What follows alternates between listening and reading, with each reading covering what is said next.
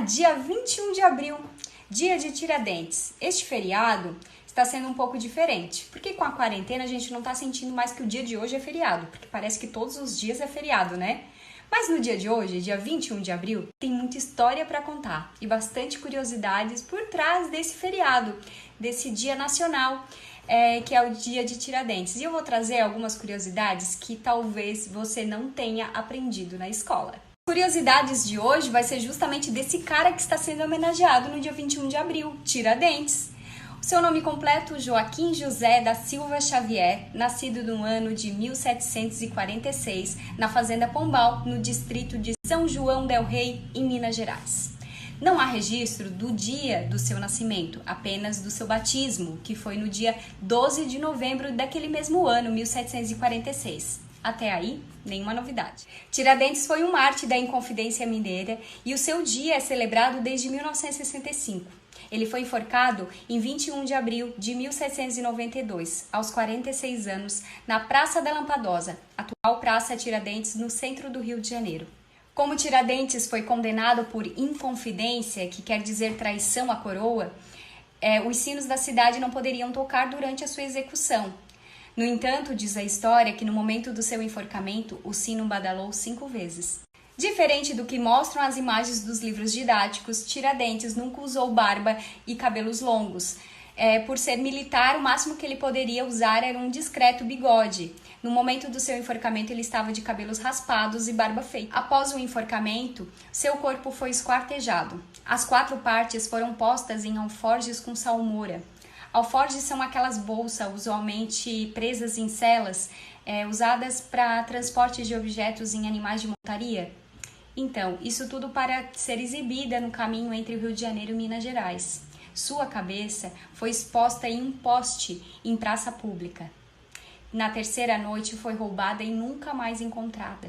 A casa de Tiradentes em Vila Rica foi demolida e o chão foi salgado para que não brotasse nada naquele solo. Apesar de ser mineiro, foi no Rio de Janeiro que Tiradentes entrou em contato com essas ideias iluministas e também se dedicou às melhorias urbanas da cidade, idealizando o abastecimento regular para a população, construção de moinhos, serviços de barcas de transporte de passageiros. Ironicamente, 30 anos depois de ter projetado essas melhorias, Dom João VI mandou fazer a canalização do rio, seguindo exatamente os planos de Tiradentes. Em 1889, exatamente 100 anos depois, o engenheiro André Paulo de Frontin canalizou as águas da Serra do Tinguá, dentro dos moldes arquitetados pelo inconfidente Tiradentes. E vejam só, não foi a sua morte que o transformou em herói. Tiradentes só foi reconhecido como tal 98 anos após a sua morte. Em 1870, o movimento republicano o elegeu como mártir cívico-religioso e antimonarquista. Tiradentes também teve a sua imagem exaltada como militar patriota quando nomeado patrono da nação pelo governo militar em 1965. Os movimentos de esquerdas não deixaram de recorrer a ele como um símbolo de rebeldia. A primeira pintura oficial de Tiradentes foi feita em 1890, de autoria de Décio Vilares, que apresenta Tiradentes como Cristo, com barbas e cabelos longos. Talvez daí seja o porquê está essas imagens nos livros didáticos. No dia 4 de julho de 1792, os instrumentos odontológicos usados por Tiradentes foram comprados em um leilão por Francisco Xavier da Silveira, que pagou R$800 pela bolsa completa.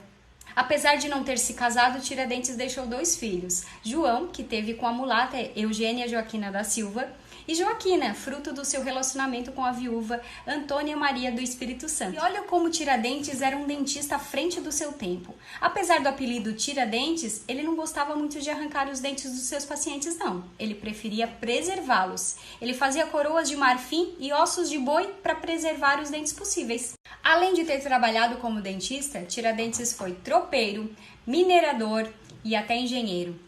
Ele entrou para a 6ª Companhia de Dragões de Minas Gerais como alferes, uma espécie de segundo-tenente. Aos 40 anos, Tiradentes se apaixonou por Ana, filha de um sargento, que tinha apenas 15 anos. O romance não teve sucesso. A moça já era comprometida com outro homem. Segundo relatos da época, Tiradentes era alto, magro e muito feio. Tiradentes passou os 3 últimos anos da sua vida na prisão antes de ser enforcado. Pois seja feita a vontade de Deus. 1000 vidas eu tivesse, 1000 vidas eu daria pela libertação da minha pátria. Teria dito Tiradentes ao ouvir serenamente a sua sentença de morte. Porém, relatos não oficiais dizem que ao subir os 21 degraus em direção à forca, ele teria dito ao seu carrasco: seja rápido.